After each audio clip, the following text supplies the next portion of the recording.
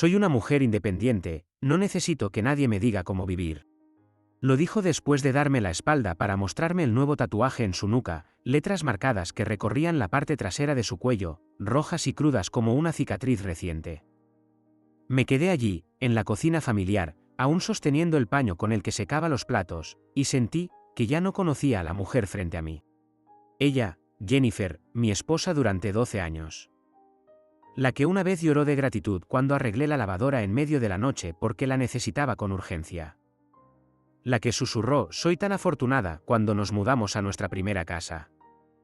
La que me tomó de la mano en el hospital tras la muerte de su madre, diciendo «eres la única familia que me queda». Pero esa noche, no era la Jennifer que amaba.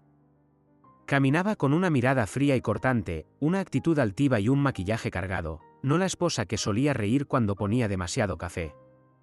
Parecía alguien que acababa de salir de una audición para una película barata de Hollywood sobre un despertar de mediana edad. No pregunté nada. No reaccioné. Solo la miré y entendí, ese tatuaje no era solo tinta. Era una declaración. Una despedida disfrazada del encontrarme a mí misma. Y en ese momento, supe, nuestro matrimonio ya no tenía salvación. No por las palabras en su cuello, sino porque ella eligió hacerme descubrir todo, como un espectador involuntario. Y yo, el ingeniero callado, el hombre que vivía por la estabilidad y el respeto, me encontré, por primera vez, al margen de mi propio matrimonio. Sin ser consultado. Sin ser escuchado. Dejado con una versión de Jennifer que nunca tuve la opción de elegir. Solía pensar que un matrimonio se desmoronaba en un solo momento, un impacto, una gran pelea o una traición evidente. Pero para mí Jennifer, no fue así. Vino de cosas pequeñas. Tan pequeñas que, si no prestabas atención, las pasabas por alto. Y yo las pasé por alto, durante demasiado tiempo. Al principio, pensé que Jennifer solo estaba pasando por una fase. Cambió su peinado, comenzó a practicar yoga, y poco a poco su armario cambió, más vestidos cortos, tacones altos que reaparecieron tras casi una década de zapatos planos para el trabajo y pantuflas en casa. Luego vino el perfume. Jennifer solía ser alérgica a él, pero de repente, apareció con un aroma fuerte y desconocido, muy lejos de su antigua simplicidad. Empezó a salir más. Tengo yoga a las 7. Tengo un retiro de trabajo en equipo este fin de semana. Necesito encontrarme con una vieja amiga. Razones que sonaban bien, hasta que se convirtieron en un patrón, y yo me convertí en una sombra. Nadie me preguntaba a dónde quería ir, si estaba bien. Solíamos cenar juntos todos los viernes. De repente, cada viernes, ella estaba ocupada. Comencé a sentir la distancia, no por palabras, sino por sus ojos. Ya no me miraba como antes. No más miradas cálidas cuando le preparaba café, no más tomarse de la mano espontáneamente en el mercado. En cambio, había prisa. Ella estaba viviendo en una película diferente, y yo solo era un extra. No estaba celoso, ni quería que todo se derrumbara. Pero como ingeniero, creo en los números. Y esta vez, comencé a rastrear los números de nuestro matrimonio. Hice una hoja de cálculo, no para controlar, sino para entender. ¿Qué días estaba ausente, y por qué? Gastos inusuales, cenas en restaurantes de lujo a los que nunca me invitaron. Transacciones en línea a lugares desconocidos, como reservas de hoteles para reuniones de fin de semana. Incluso comencé a respaldar mensajes, no espiando, sino guardando lo que ella compartía voluntariamente, para cotejarlo con lo que veía. Poco a poco, me di cuenta, las mentiras no llegaban en una avalancha. Eran como fragmentos de vidrio esparcidos en el suelo, y yo, paso a paso, caminaba descalzo entre ellos, recogiendo cada pedazo. Doloroso, pero necesario. Entonces, un día, vi la foto, no en su teléfono, sino enviada por un viejo amigo, Bruce. ¿Vi esto en Facebook por casualidad, es Jennifer? Era una fiesta de la empresa. Jennifer estaba sentada junto a un hombre de mediana edad con cabello entrecano, usando un reloj que valía mi salario mensual. No estaban haciendo nada sospechoso, pero la forma en que ella lo miraba, no dejaba lugar a dudas. Investigué en silencio. El hombre era su jefe, casado, con 2 hijos, y conocido por invitar a empleados a viajes de fin de semana, para fomentar el espíritu de equipo. Resulta que esas reuniones de fin de semana no tenían itinerario grupal. No había fotos de grupo. Solo ellos dos. Y una habitación de hotel. No dije nada. Seguí trabajando. Seguí recogiendo su taza de café de la mesa. Seguí pagando las cuentas. Pero también seguí documentando, no por venganza. No necesitaba que Jennifer sufriera como yo. Solo necesitaba la verdad. Porque sabía, si no la conservaba, nadie estaría de mi lado cuando ella comenzara a reescribir la narrativa. Y lo haría. Lo sabía. Estaba lista para pintarme como el débil, el esposo que no pudo retenerla, la excusa perfecta para su actuación de necesito libertad. Pero esta vez, no dejaría que nadie reescribiera mi historia, excepto yo. No sé el momento exacto en que me desconecté emocionalmente de Jennifer, pero recuerdo claramente cuando comencé a planear. No para vengarme, sino para proteger lo que quedaba de mí. No hice un escándalo. No rompí copas de vino. No la confronté en medio de la noche. En cambio, limpié el campo de batalla en silencio. Primero, visité un despacho de abogados de divorcios, ubicado entre el parque industrial donde trabajaba. Recuerdo temblar al entrar. Nunca pensé que estaría allí, sentado entre papeles de divorcio, formularios de división de bienes y las miradas indiferentes de personas que habían visto demasiadas parejas rotas. Pero la abogada, una mujer de mediana edad con voz tranquila y mirada firme, me escuchó durante 5 minutos y luego dijo: «Hiciste bien en venir temprano. La traición no es lo que más cuesta. No estar preparado sí lo es». Eso me golpeó como un puñetazo en el pecho. Empecé con cosas que ella no notaría: cambiar cuentas bancarias, mover ahorros a un nuevo banco, revocar su acceso en línea. Congelé la tarjeta de crédito secundaria que le había confiado, la que usaba para compras de autorrecompensa, tras sus reuniones de fin de semana. Contraté a un contador independiente especializado en finanzas de divorcio para revisar transacciones inusuales de nuestra cuenta conjunta. Pedí un informe transparente de los últimos 3 años, que gastó Jennifer, a quien envió dinero, desde dónde. Los números no mienten. Facturas de hoteles, gastos extraños en regalos, retiros de efectivo que coincidían con sus días de reuniones fuera de la ciudad, todo documentado, sellado, fechado, con nombres de destinatarios. Cada paso que daba, lo hacía en silencio. Seguía cocinando la cena si ella llegaba tarde. Seguía diciendo buenas noches a pesar de mis dudas. Pero ya no amaba de la manera antigua. Me estaba retirando de un juego que sabía que no tenía que perder. Y entonces llegó el día en que lancé el golpe decisivo. Una mañana, Jennifer estaba desayunando, batido de aguacate, teléfono en la mesa como siempre. No me senté frente a ella como solía hacerlo. Me había levantado antes, me puse una camisa de vestir, me até la corbata y entregué un sobre a un mensajero. Mientras ella arrastraba su maleta para otro viaje de trabajo de fin de semana, el sobre fue entregado en sus manos. Dentro estaban los papeles del divorcio, una orden de congelamiento financiero y una notificación de que la propiedad de la casa había sido transferida legalmente a mi nombre, mediante transacciones que completé 2 semanas antes. Jennifer se quedó petrificada. Me miró como si me viera por primera vez. No porque hubiera hecho algo malo, sino porque lo había hecho todo bien, y ella no lo vio venir. Balbuceó algunas frases. ¿Qué demonios estás haciendo? ¿Podemos hablar de esto? No grité. Solo dije: no necesito hablar con alguien que me ha mentido en cada comida. De ahora en adelante, mi abogada hablará por mí. Salí de la casa esa mañana, sin prisas, sin mirar atrás. Todo lo que llevé fue una bolsa pequeña y una copia de cada prueba que había reunido. No para seguir luchando, sino para cerrar el capítulo, de manera adecuada, legal y en el momento justo. No gané porque fuera más inteligente.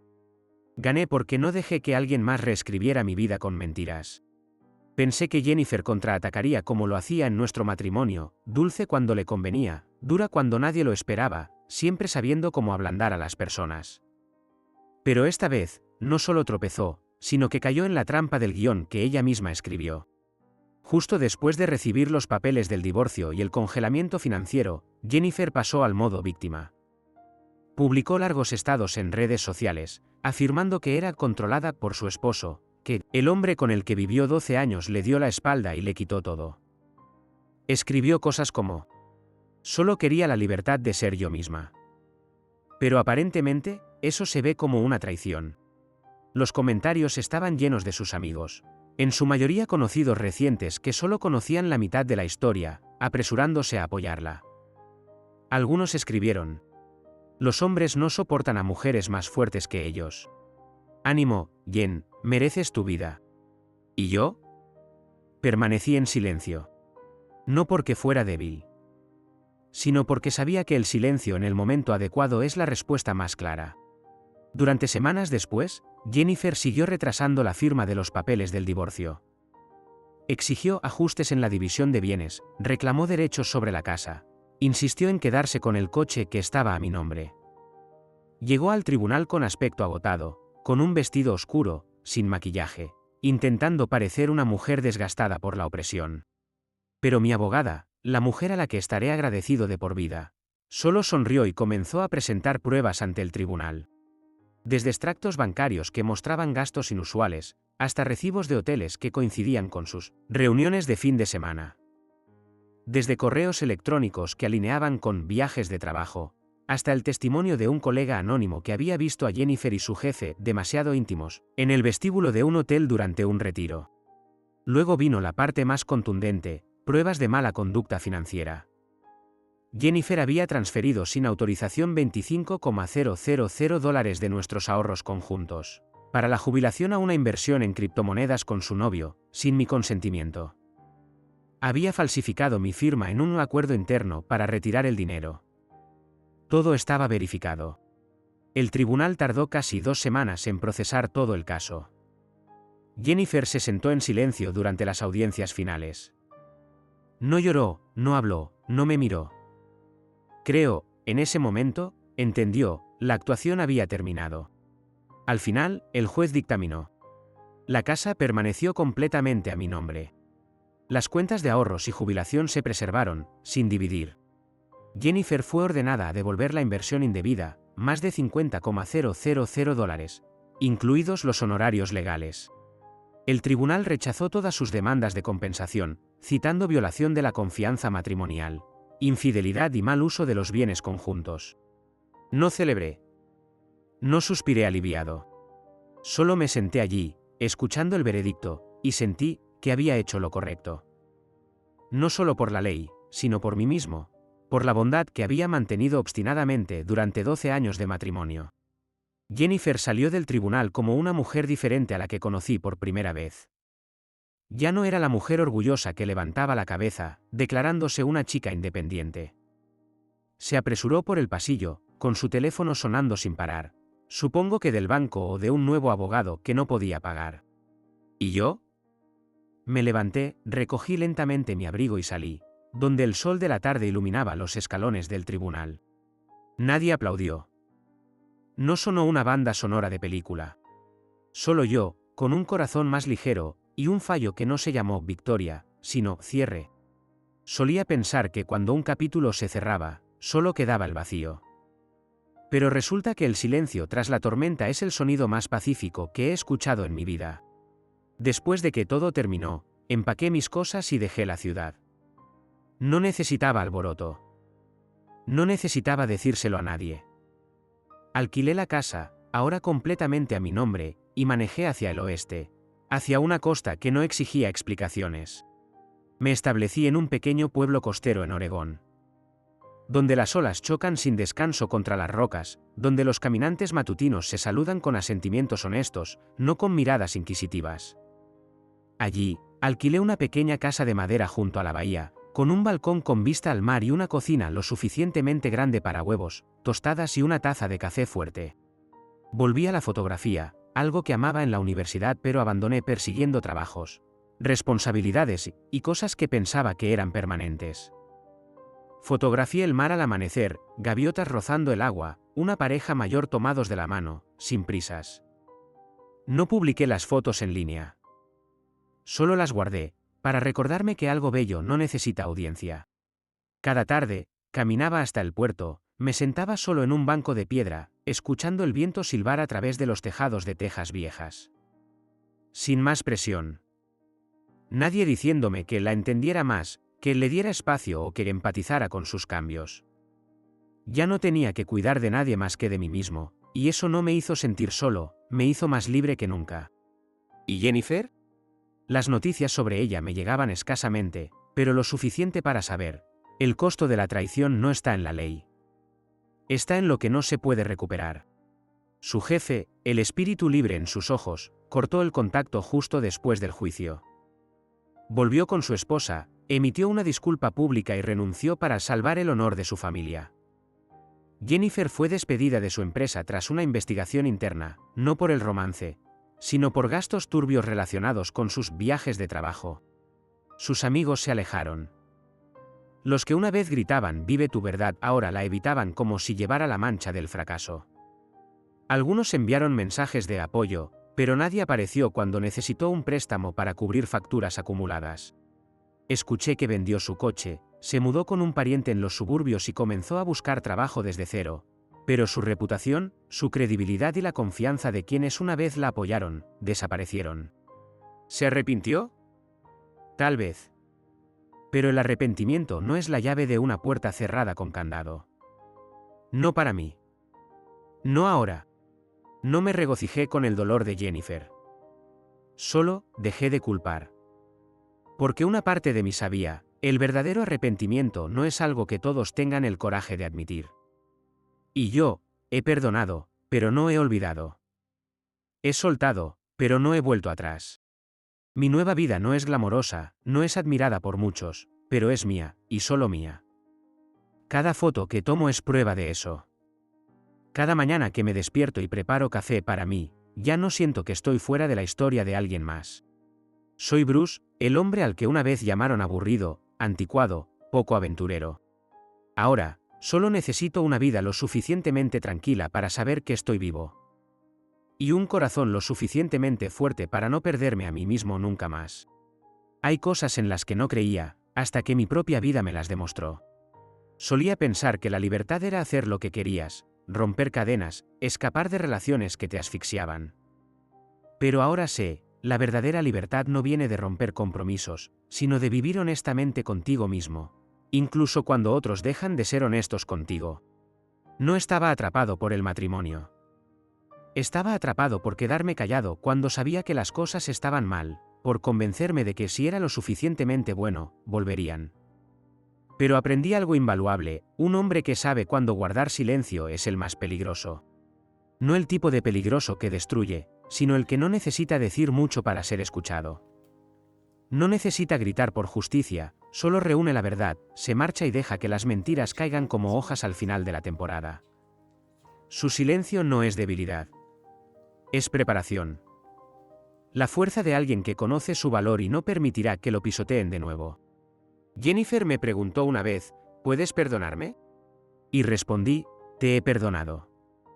Pero eso no significa que vuelva. El perdón es solo para no llevar la ira en el camino por delante, no para regresar al camino donde fui traicionado. El perdón no es un apretón de manos. No es abrir la puerta de nuevo a alguien que te empujó fuera de tu propia casa. El perdón es cuando ya no controlan tus emociones.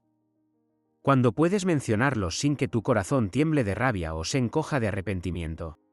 Si estás leyendo esto y has sido traicionado, quiero que recuerdes una cosa. No necesitas buscar venganza. Solo necesitas dejar de permitir que alguien escriba el resto de tu vida con sus manos. Tienes derecho a marcharte. Derecho a guardar silencio. Derecho a perdonar, sin regresar. Porque al final, no son los más ruidosos los más fuertes. Son aquellos que se levantan, cierran la puerta suavemente y siguen viviendo, de manera más brillante. ¿Crees que Bruce debería perdonar y volver? ¿Alguna vez tuviste que alejarte de alguien a quien amabas profundamente? Da like si crees que la libertad a veces llega tras un corazón roto. Comenta para compartir tu historia, no estás solo. Suscríbete para explorar más historias crudas y reales de traición y cambios de rumbo.